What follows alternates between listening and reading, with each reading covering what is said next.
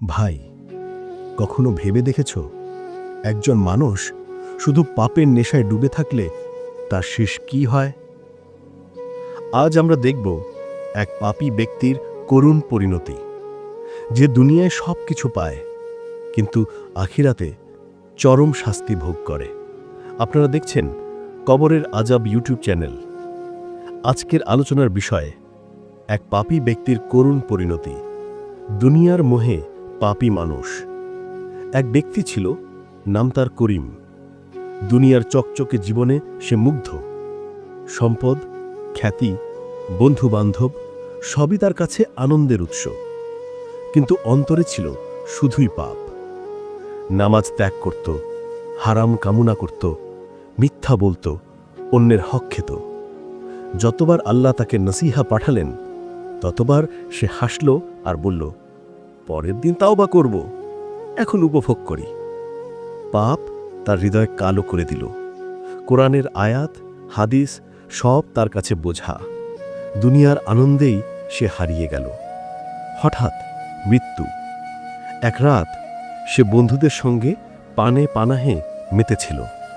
হঠাৎ বুক ধড়ফড় করতে লাগল, শ্বাস বন্ধ হতে লাগল, চোখ ঘুরে গেল, হাত পা নিষ্প্রাণ। বন্ধুরা ছুটে এলো, ডাকাডাকি করল, কিন্তু আর কোনো লাভ নেই। মালাকুল মৌত এসে করিমের রূহ ধরা শুরু করল। সে চিৎকার করল, আরে আমাকে ফেরত পাঠাও, আমি তওবা করব। কিন্তু আল্লাহর কথা শোনালো, আজ আর ফেরার সুযোগ নেই।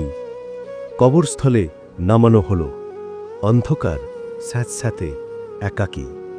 দুই ফেরেশতা এসে জিজ্ঞেস করল, তোমার রব কে, তোমার দিন কি? কিন্তু করিমের মুখ অশব্দ, জিহ্বা কথা বলতে পারে না। দুনিয়ায় সে আল্লাহকে ভুলে গিয়েছিল।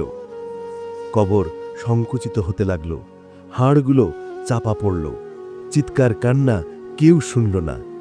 আবার মনে করল, হায়, যদি আমি নামাজ করতাম, তওবা করতাম। চোখের পাপ, জিহ্বার পাপ, হাত পার পাপ।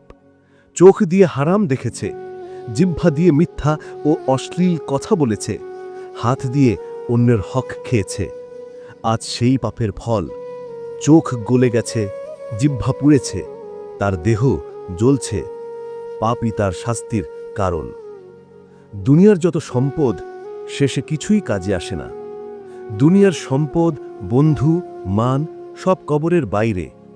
শুধু আমল ও তাওবা কাজ আসে। করিম বুঝতে পারল, দেখা, কথাবার্তা, হাসি সব শেষ হয়ে গেছে।